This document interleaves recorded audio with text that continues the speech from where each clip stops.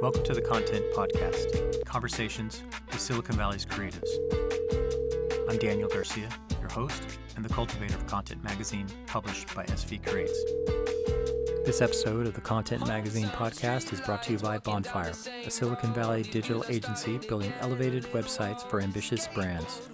Find out more about Bonfire at bonfire.com. Hello, this is Corinne. Today we talk with Corinne Takara. She's a community artist and a STEM educator. Hey Corinne, this is Daniel. How are you doing? I'm doing great. Cool. It's nice to talk with you. Yeah, I'm excited to talk to you because I try to think in terms, when I talk to somebody, kind of like getting a streamline, kind of like categorize them in a way, right? Not to peg them, but to put them in a little bit of a target to begin the conversation with. And you have a very kind of like diverse artistic expression and involvement. And so definitely I want to get into these areas. But before we start, I wonder, how do you kind of like, in a nutshell, explain the practice and the art that you do? What would be kind of like what's the target we can start from as you define it? Okay. Yeah, I do not fit in a box. I guess in general, when people ask me, I say I'm a community artist and STEAM educator. Mm-hmm. I run Okada Design and the Nest Makerspace. Yeah. And I do this because I love exploring with community storytelling, but more broadly, everything I do, whether it's working with biology or circuits, through art, it's about drawing out community stories and existing knowledge, and just kind of placemaking. Yeah. But yeah, I think it's really about storytelling. Okay. Actually, when you come down to it. Yeah, that's cool. Yeah, because that's the thing is that, you have your own personal artwork that you've done, and you've had shows and even pieces in like the San Jose Quilt Museum collection. But you do you do mixed media art, but you also do a lot of arts education. And the thing that I'm kind of fascinated with is that you use kind of like biomaterials, but you also do like 3D printing. So and so you made me think in terms of like technology is not just 3D printing, but that bio kind of like materials is also a technological kind of like experiment. And how did these things come into your life? Again, I go back to storytelling. And so I'm very interested in elevating people's own stories and sense of place. And as we face our sense of place being threatened by climate change and sustainability, I was looking more and more towards biomaterials. I've always been involved with technology. So my very first jobs my carpetbagging jobs out of college was with game design. Okay. Yeah. And so game design in service of storytelling. So I learned technology in the service of sharing stories. Yeah. And I think as we move into, like, people think of Silicon Valley as, physical circuits and what we think of traditionally as innovation, but the future innovation that's here is biology, biotech. Yeah. And how do we bring more people along in that conversation is really interesting to me. And so I think it was only 2017, 2016 that I saw an exhibit at the Tech Interactive in their biotinkering lab, and they were growing little bricks for people to play with. Yeah. And so I thought, how can we do this with art? And how can we get more people who are highly impacted by climate change, but also highly impacted by biotech in the conversation and have the vocabulary to be a part of it? That's cool. Yeah. So that's the thing, is I feel like you're kind of like in this intersection between art and advocacy in a way, right? How do you, so storytelling, because you're not just, is the goal to just tell the story of someone's life, or is that idea that by telling a story, you are transforming the listeners of that story and communicating that idea? That's such a good question. So I probably should rephrase it as asking the question. So who asks the questions has the power. And so when we're talking about the future of innovation design, the future of all this new type of technology is going to impact us, we need to have the voices that aren't present at the table to drive the questions, to look at their own stories of how, when we start talking about biology and bioart, um, people can come to the table with knowledge. There's existing knowledge, ancestral knowledge, and how we work with biology. Um, and so these kind of elevating people's understanding of, they have stories and they have voices and they stand on solid ground to be a part of these really important conversations. And I intersect spaces with community biolabs and a program that I co-founded at Stanford Bioengineering called BioJam Camp. And there really is a need to expand the conversation, to have more equity and access to these conversations. And I think art is a space to do that. And so, yeah, it has kind of propelled me into be an arts science activist Yeah, yeah, in a way. yeah, yeah, yeah. Well, so what, for instance, so the BioJam, you started that. It's at Stanford, right? It's kind of like a program, It's kind of, biomaterial bioengineering, kind of for teens, right? yes, yes. But again, it's hard to pigeonhole because it's not only at Stanford. So it involves community artists, community gardens, a community biolab in Salinas, uh, Oh, that's right. Yeah. Vegilution, like we Yeah. interface with lots of different. So while it's kind of nested there, it's also nested in community. And so how can art, really be a part of building these new conversation spaces that do not exist? Like, how often do universities talk with multi-generational communities Right. in community spaces? Yeah.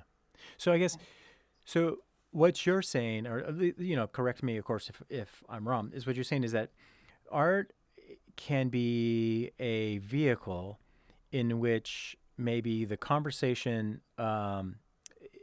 with what I'm seeing is like the people that are maybe involved in technology, specifically more kind of like, or even in place making for city building, and they're not necessarily connected to maybe more of the natural, organic agriculture. And so art is that what you're doing with art is kind of a bridge to bring those two communities and those two perspectives together. Is that kind of what you're saying? Yeah, I think so. I think um, it also empowers, I think, everyone to feel a little more connected to solutions. So often we're looking at these huge systems issues, right? We're talking about, well, right now there's that giant international conference in Glasgow right now about, the future of the planet. Yeah. There's such huge conversations, but how do we empower at the local level? Mm-hmm. And I think that is by having these new conversation spaces, um, like the BioQuilt project was an example of that, like working with the Quilt Museum and Yeah. Vegilution and Chopstick Alley Yeah. and Japantown, the Jam, in parking lots and in gardens, and having these spaces where we're making together and talking about what what do you bring to the table from your own culture or your ancestral knowledge about materials and growing, and how might we experiment more. So these conversations are not only happening at the university level, but they're happening in these intersectional spaces where people from the university are coming to the spaces. I had some Stanford PhD Mm-hmm. students, researchers come. So I think some of it's also art is a space to community art. Mm-hmm. Is a space to experiment with models for engagement with community Yeah. Do you for, find? for these places that don't. Mhm. Yeah. I'm sorry. Go ahead. Finish your thought. Sorry.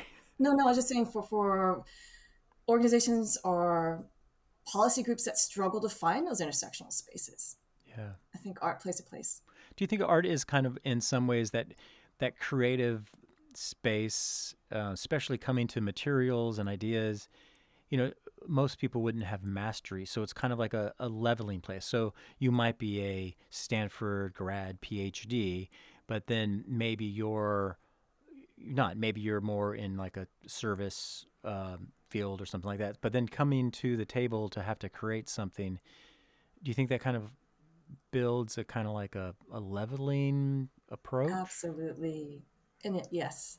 And I think it enables us to have intergenerational spaces. So we had, elders and children and, the Stanford students and a whole range of people. And I remember when we were doing the one at the Vietnamese Heritage Garden, the BioQuilt project, one of the workshops, one of the elders said it was fun. It was like playing with mud. So I think there's also a sense of play that comes into the conversation of like, how do we de-stress a little bit? We're all super stressed, the topic is stressful, sustainability design, all this. And also understanding microbial world. So I also feel like a lot of what I do in my work now, as I move my practice into bioart, bioscience art, is how do we create together a broader understanding of what science is, expand the definition of science to include some new perspectives or old perspectives, but also get people to think about the microbial world in us and around us. We need these lenses. We can't wait for like a pandemic to see where all the divisions are. Art has a place to play with broader community engagement with science and just understanding what we cannot see. So it's a conversation about scale as well. Scale with our identity.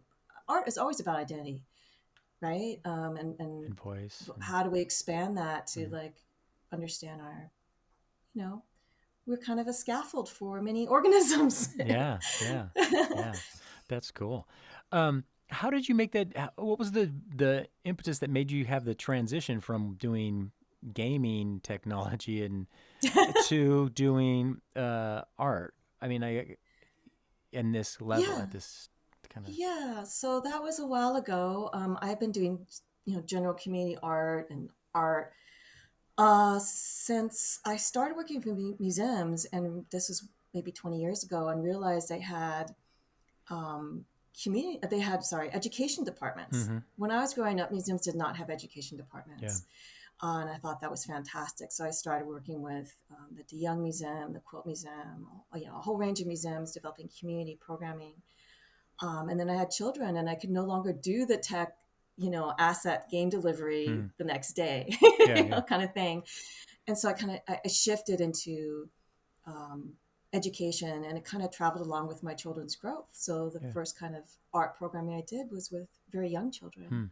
And then it kind of expanded as my children themselves grew. So it was very interconnected with family. Yeah, that's cool. And then also too, just your interest in kind of like the biosphere-ish world, the biology, that was connected with your father and your upbringing, right? I mean, I know you grew up, I guess, in Hawaii, or a lot of family, Japanese ancestry in Hawaii, and then some in the United States. What's some of that, like your own science journey? How did that all kind of come about? Yes. So I actually moved over 11 times growing up. Okay. But we would go back to Hawaii in the Talk summers. about a carbon footprint. No, I just exactly. Very true. No, just kidding. So I had such a desire to belong and understand place and people, and I always had this little bit of an outsider lens. But every summer we'd go back to Hawaii, and my father, his early years were on a plantation in Maui, Paia. It was a sugarcane plantation. And so all the family stories and making, he's a toy designer. Oh, okay. And he grew up making his own toys, and the whole community grew up making with the materials around them, whether it was being materials that you reuse or the natural materials.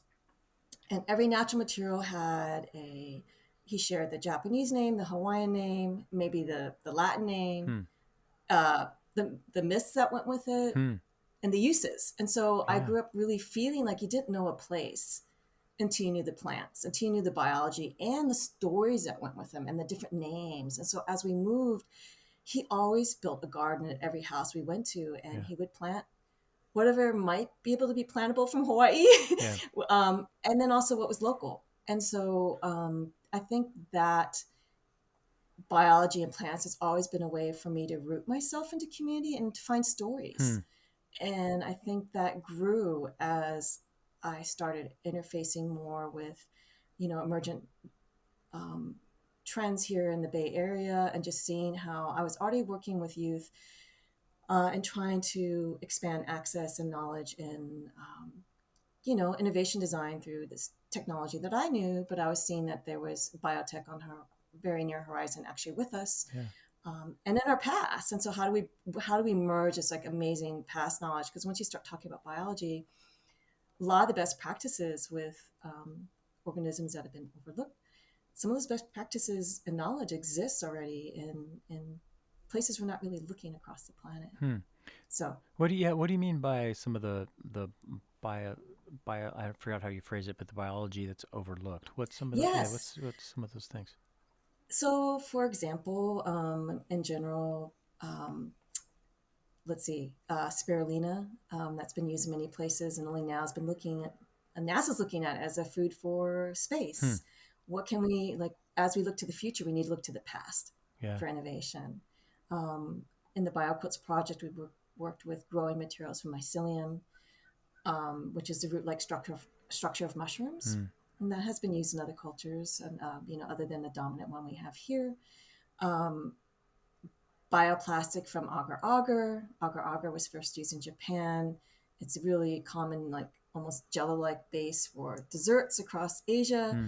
Hmm. But many people in the United States learn it first as like the nutrient base in your petri dish. Okay. But it didn't originate here. So anyway, just the stories Yeah. that should be told as we push things. And a lot of solutions we need for scale is going to be in molds and in fungus, Right. in microscopic organisms, and like we really need to look at how we collaborate, and look at these organisms, and a lot of them again are like have had a footprint and a story with humanity. Yeah.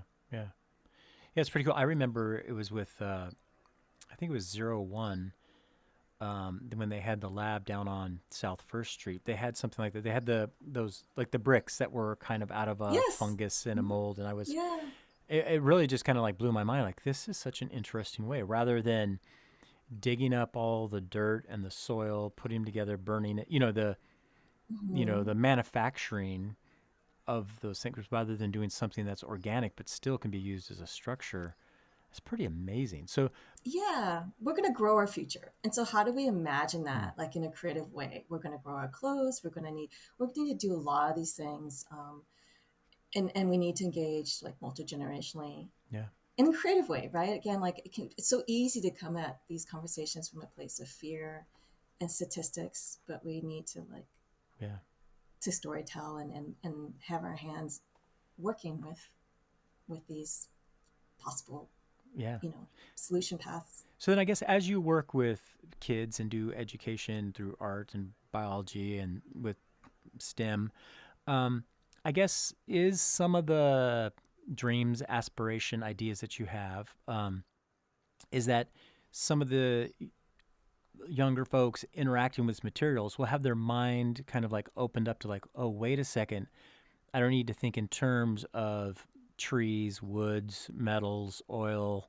You know what I mean? Is that Yes. is that kind of like the idea, exposing them to different possibilities of how we grow our future? Is that kind of what's going on? Absolutely. Hmm. Yeah.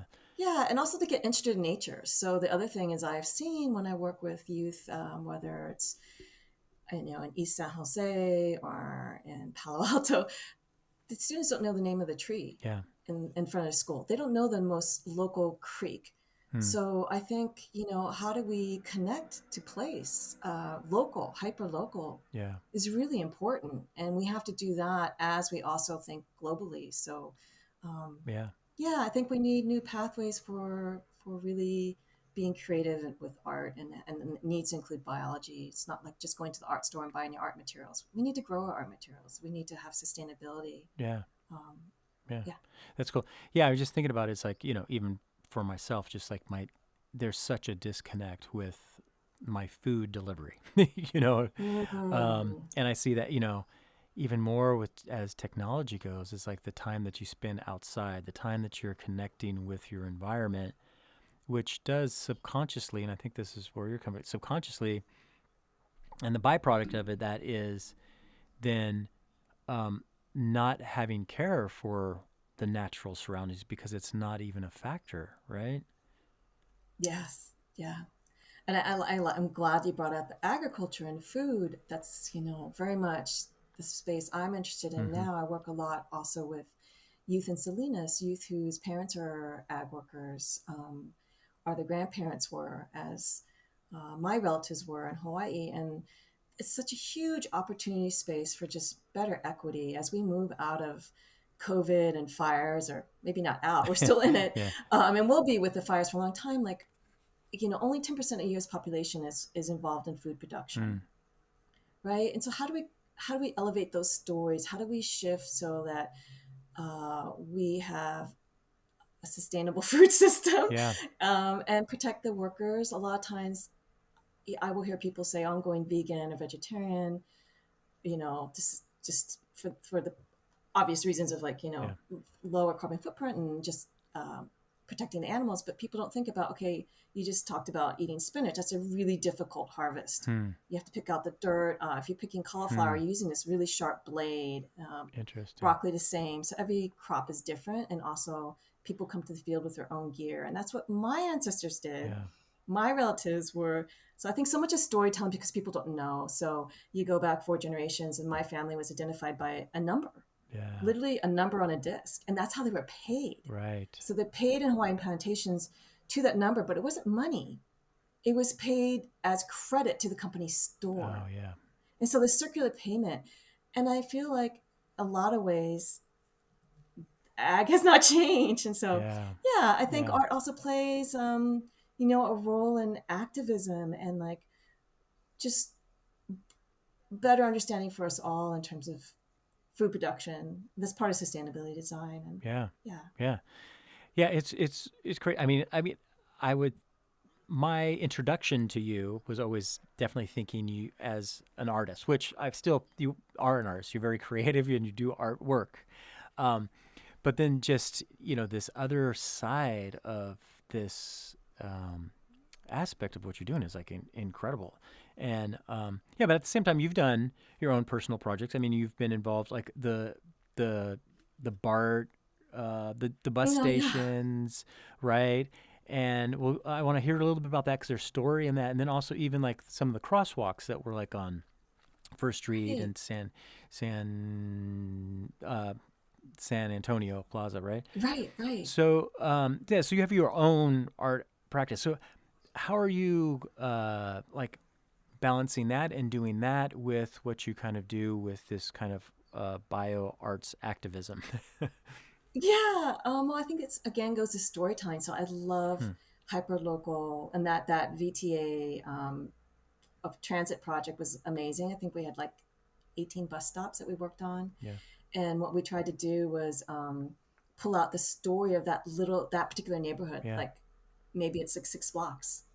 And I love meeting with people and then finding out, like, how do we distill the stories into pattern? Hmm. What are the patterns to be Hmm. told? What are the questions we need to ask and to be represented in these bus stops? So I think the storytelling aspect of community, Mm-hmm. and we are in a very ag-based place. It was interesting, those bus stops, so much of it referred to what was grown here. Hmm. San Jose grew up along the river, like so much of city development, our community development is rooted in the rivers Yeah. and the fertile land, and it wasn't that long ago. Right.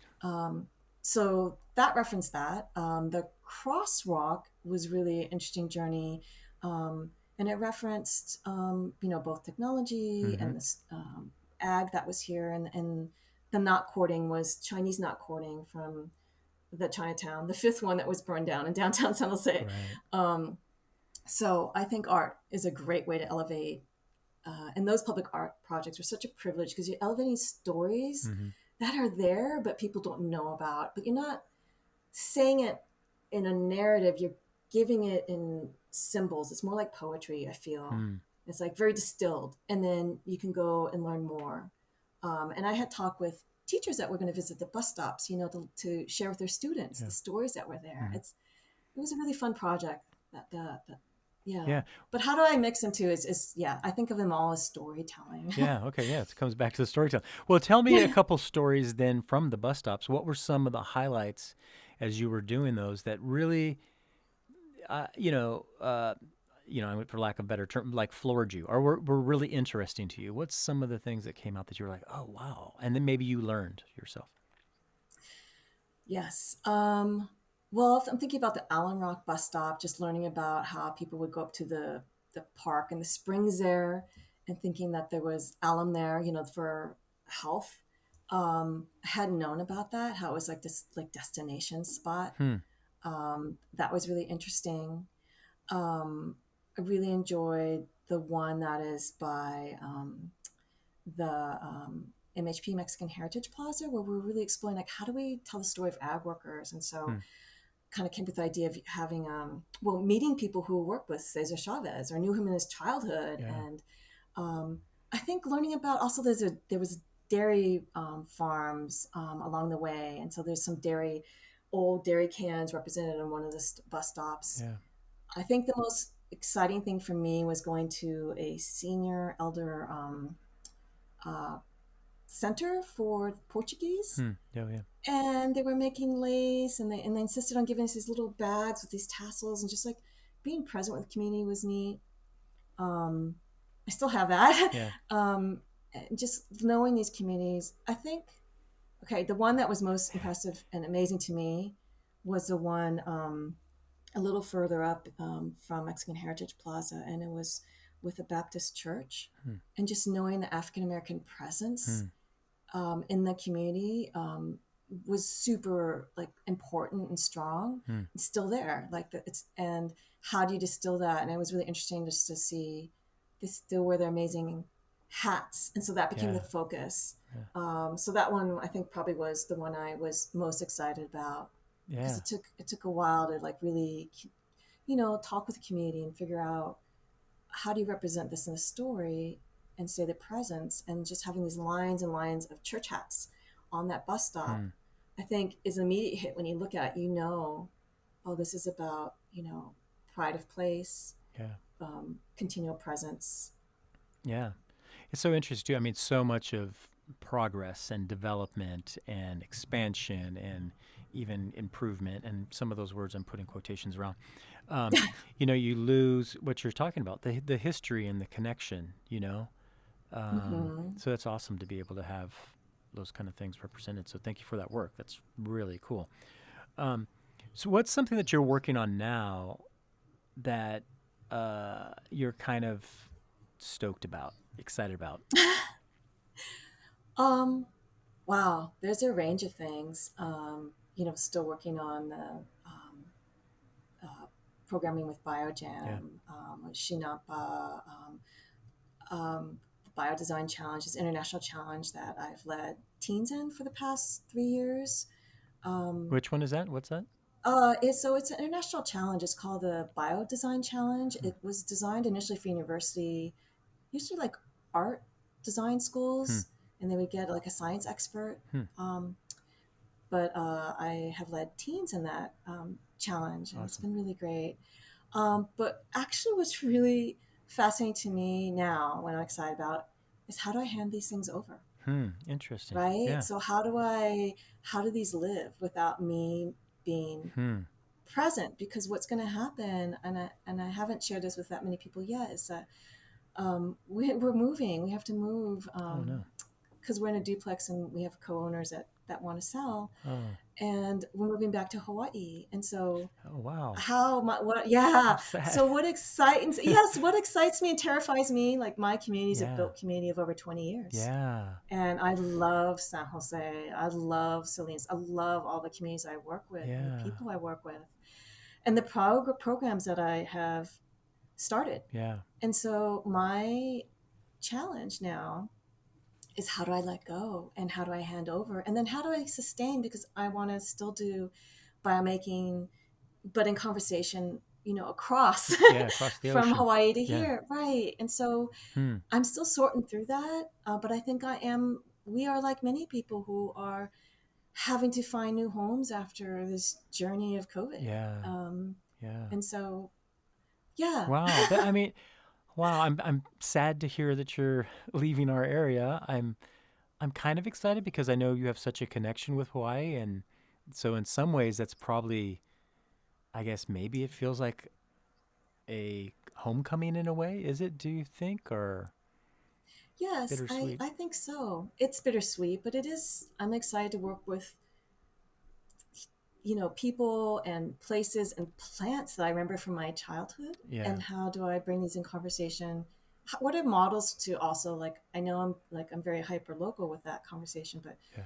how do you create these systems or ways of approaching that can be replicated? Yeah. And so actually something I am working with the biodesign challenge is I'm helping mentor other teachers, other educators, Awesome. Yeah. and how do they, wherever they are in the world, how do you enter them into this conversation of bioart, biodesign, and sustainability? So I'm kind of working on that higher level. How do you develop these, Yeah. Lego sets that you can choose what element you want to use, Hmm. what fits your community, engaging in youth. Yeah.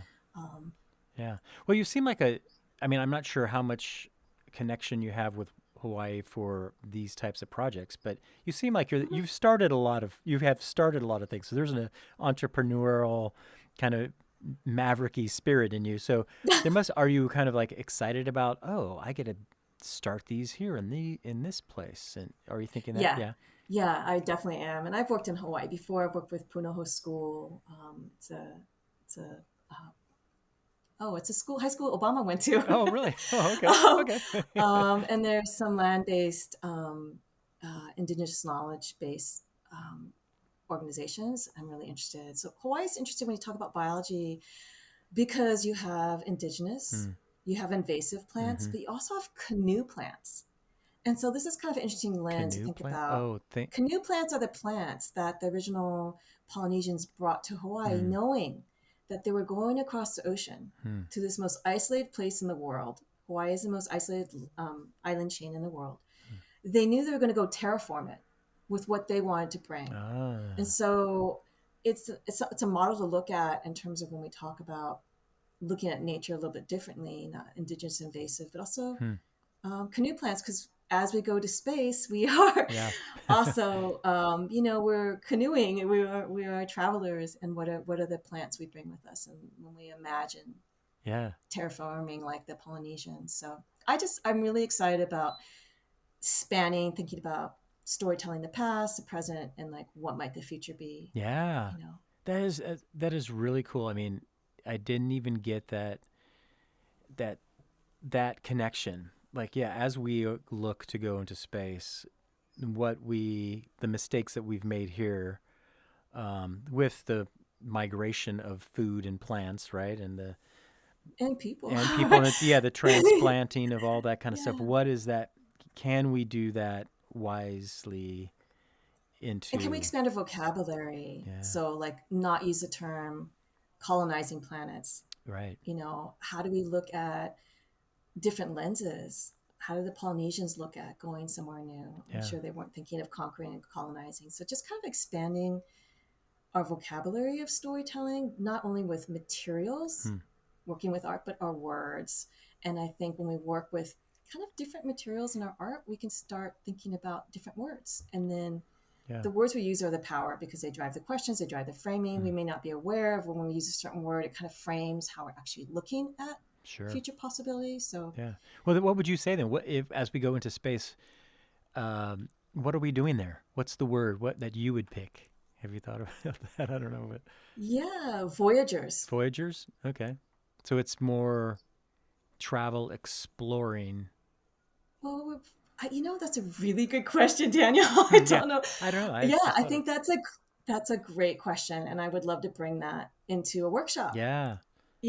Like just have that prompt. So, like, what would you call it? We don't want to use the word colonizer. We don't want to. Conquer. What's another Yeah. word? Conqueror, Yeah. right?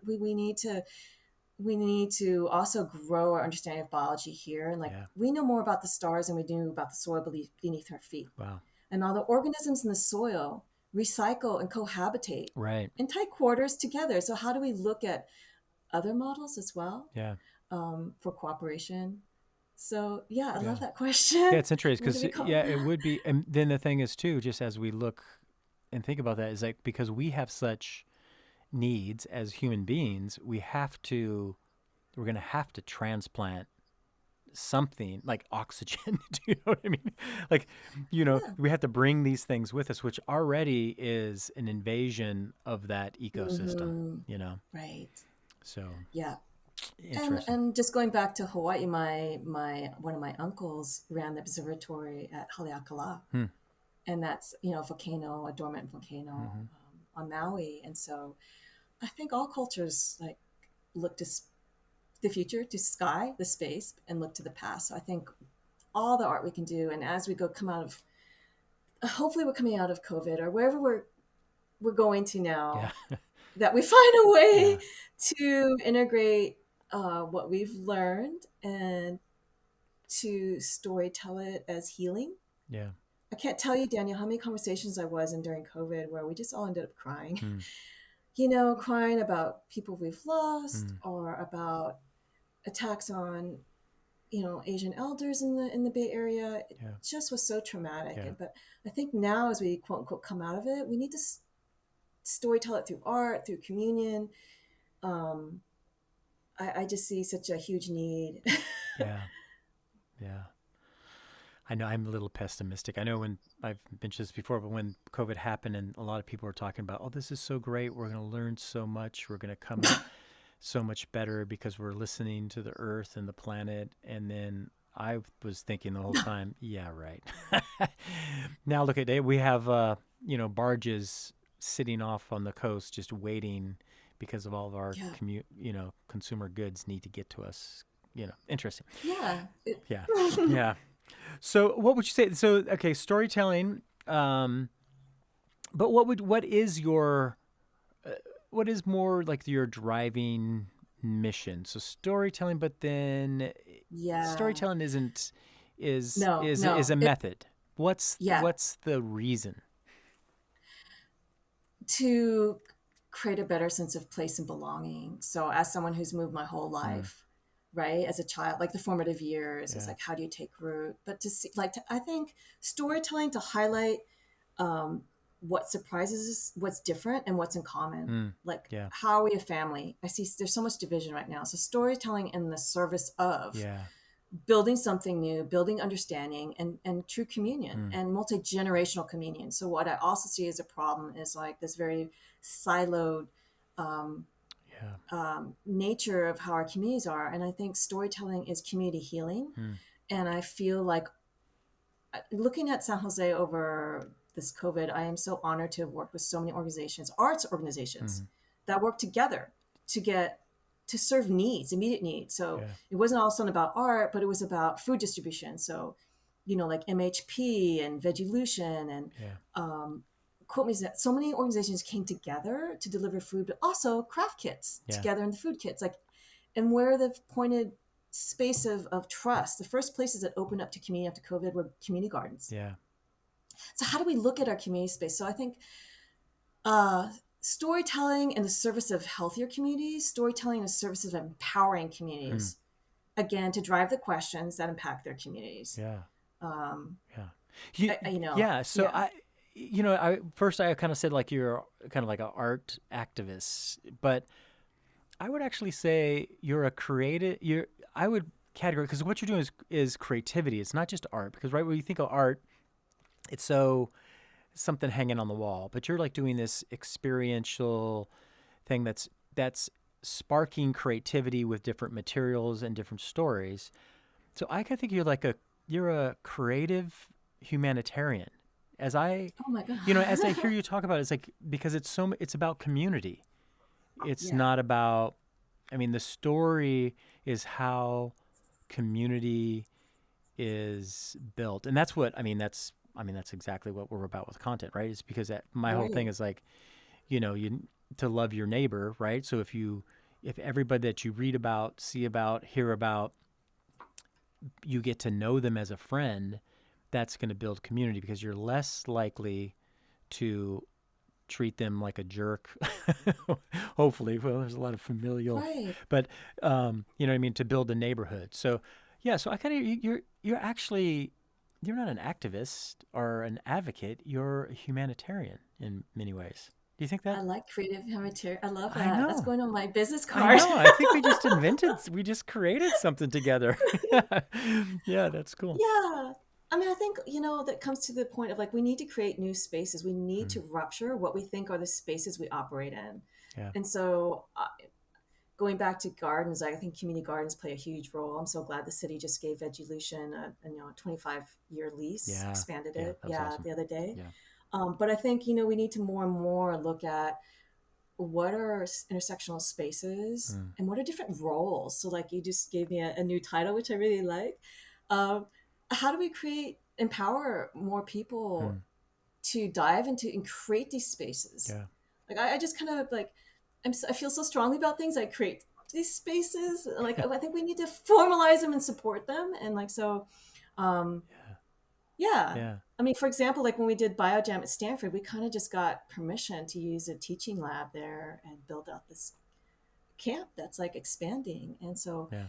um, how do you, um, I'm sure there's best practices everywhere, but, going back to systems, like how do we look at really empowering and making healthy communities, Mm. healthy neighborhoods? Because we're just in this really tough time Yeah.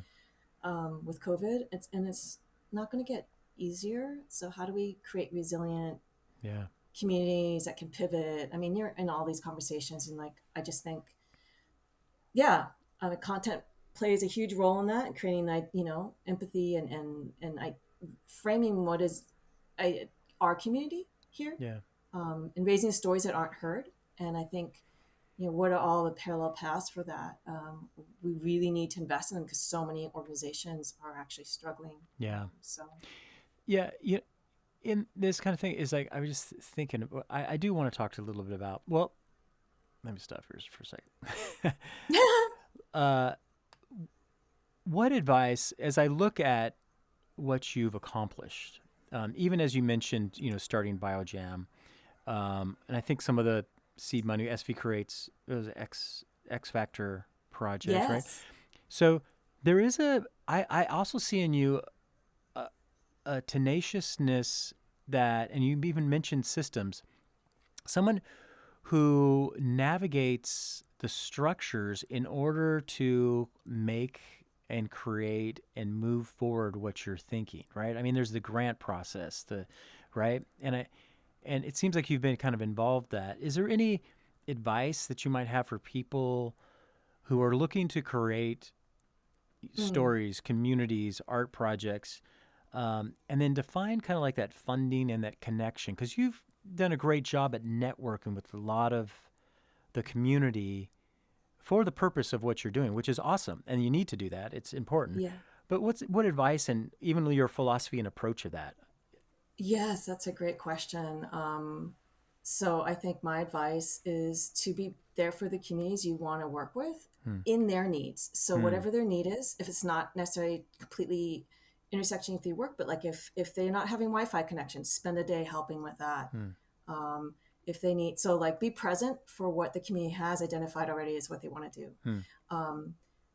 Um, so it's like being present. The other thing is have your passion Hmm. drive your action Hmm. and not reflect too much on your lack of expertise in a space, or like I don't have this degree. Like don't even Hmm. think about yourself, but think about what the goal is. Hmm. And that is always what drives me, because I find my way into spaces I actually probably don't belong at all. but um, I'm there, and it brings what I want to the communities I want to work with. So Yeah. yeah. No, that's awesome. For, Yeah. What would you have an example? Yeah. yeah. Well, for example, I am involved in the Global Community Bio Summit. That is usually happens at MIT. Mm-hmm. Oh, it is like such a privilege to be in that space and helping, with the organization for the last couple of years. But Yeah. I've only been in this space for a short time. But it's about community and bio, so Yeah. I'm there. Yeah. And then the bio design challenge is another one. It was only open to university students, and for 2 years I popped into their introduction meetings asking, can you please open this to high schools? Mm-hmm.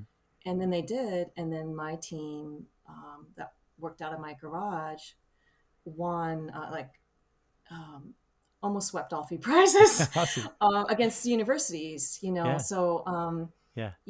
it's. I was just working on my garage with the youth and Yeah. other people working out of universities, right? Yeah. So it goes back to what questions are you asking? And so my students were really asking, interesting questions like how might we create? They were asking, how do we grow our toy kits? How do we grow toys? Oh, yeah. And so they had a really innovative little kit, and they also did workshops at the Tech Interactive. Yeah. They were out in community testing them out. So anyway, Yeah. I would recommend just not think about yourself, but think about what's driving you, Mm. and have that propel you, and then be present to be with the communities that need you for whatever it is. Yeah. Awesome. Be willing to do that. Yeah, that's cool. Yeah, actually, you know what? The humanitarian aspect, because even what you're discussing and even with this and the advice that you're giving is really to serve the community. Yes. Yeah, that's really like to be present in their needs. Yeah, that's awesome. Cool. I mean, I want to transition, and yet have a little trepidation because you're moving, and so that saddens Mm. me. And I'm sure there's a lot of emotions that you have with that too. And I would even think with, growing up with and doing a lot of moving, and now you're moving with after setting some really solid roots here in the Bay Area. How are you doing with that process? What and Oh, yeah, yeah, it is so hard. yeah. There's, yeah. Yeah. I mean, my family is a built community, Mm, but we have Ohana in Hawaii too. So yeah. nothing stays the same. So I just have to look at it that way, Mm, and I need to also just like it's an opportunity. Like I'm thinking, well, how do I expand these threads of community and connection? yeah. Right? How do I? What are ways to stay connected? Mm, I'm hoping I can come back and help with the programs I work with in the summer. I can come back in the summer, yeah. um, but yeah, it's a weird space to be in, but I'm privileged compared to so many people who are also in this situation. Yeah. I'm very privileged to know where I'm going, and that there's family there, and Yeah. so Yeah. And you said you have kids too, right? yeah. How old are they and where are they? So my son's in college. He's at UC Santa Cruz, Okay. um, and he's studying cognitive science. Mm, And then my daughter is a senior in high school, mm, um, and so yeah, she will be going to college, but in the summer moving to a new home. yeah. So you guys are Yeah. going to move in summertime is your trajectory? Yeah, but we have to sell in January, so the co-owners want to sell in January. So Yeah. it's a weird rent back situation. Oh, yeah. There's like housing is Ah, weird here in the Bay Area. yeah, it is difficult. Yeah.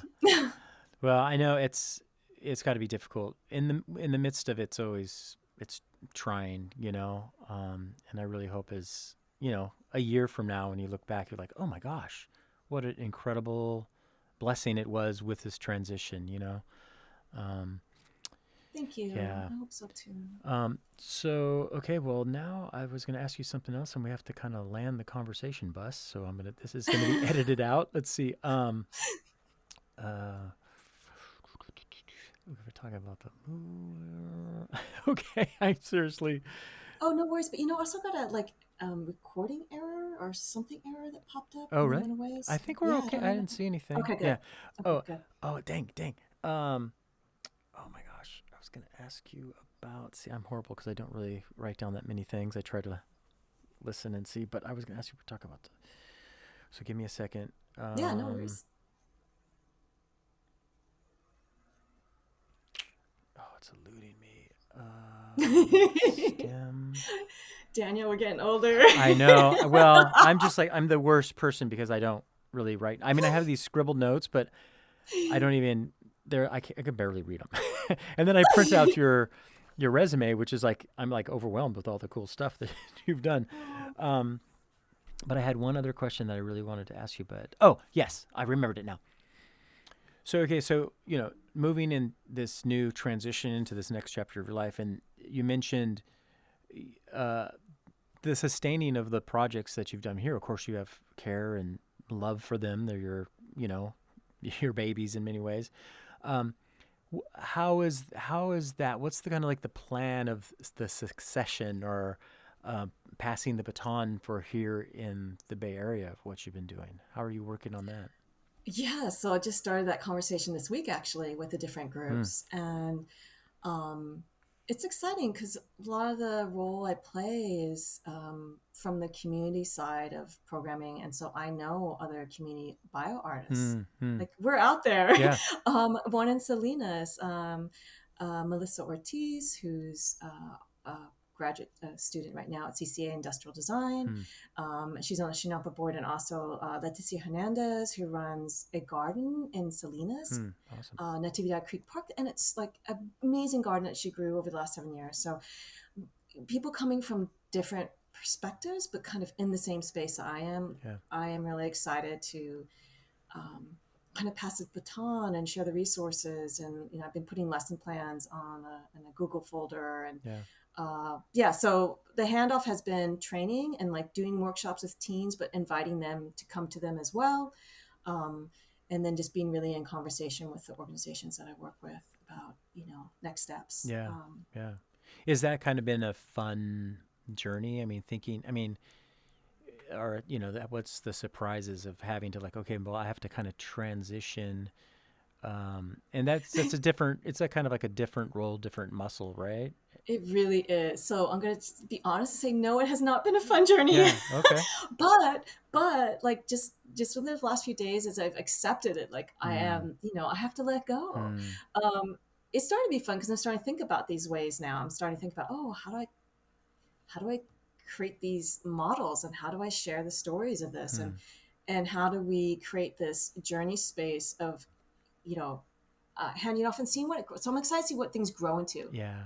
Right? Yeah. Without me there, like what does it become? What things am I not thinking about? Yeah. Right? Yeah. Because it can't be about a person. It has to be about the whole system. And so that actually now I can say of today, I'm excited about it. It's so funny that you asked me that today. If you'd asked me that yesterday, I would have been like, no, it's horrible. Yeah. I remember. Yeah. Yeah. Right. It's like maybe what you in the bio kind of sphere of like maybe what you're doing is you're leaving seeds, right? Which grows many trees, right? I love and that. and fruit from, it's that's the difficult thing, doing something. And I'm the same way. I'm so passionate about so many things, but to let go, because I love it doing it, to let go of those things. But the impact can be greater, and it's hard though.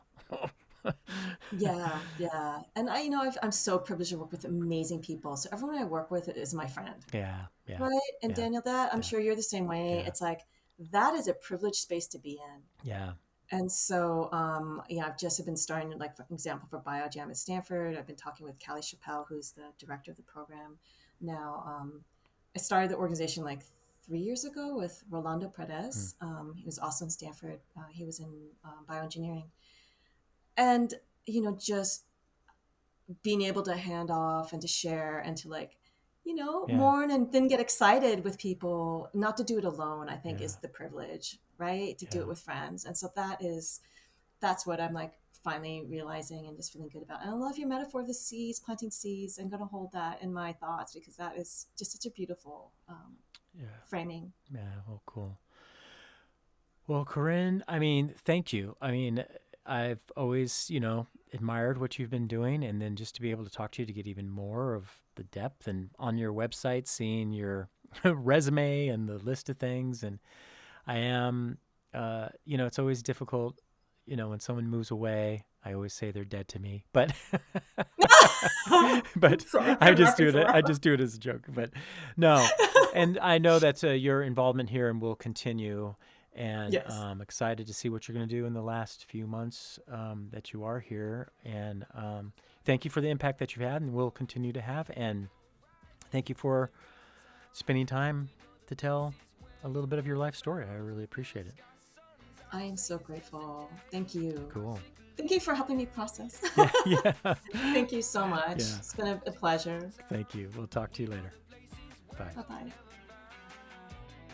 To find out more about Corinne, follow her on her website at Okada Design, and also on her Instagram, Corinne Takara. Thank you for listening to the Content Magazine podcast. Follow us on social media at Content Mag. Visit our website to become a member and help us to continue to tell the stories of the local creatives. This episode's music is 408 by Jack Pavlina. Find out more about Jack on his Instagram at Jack Pavlina Music.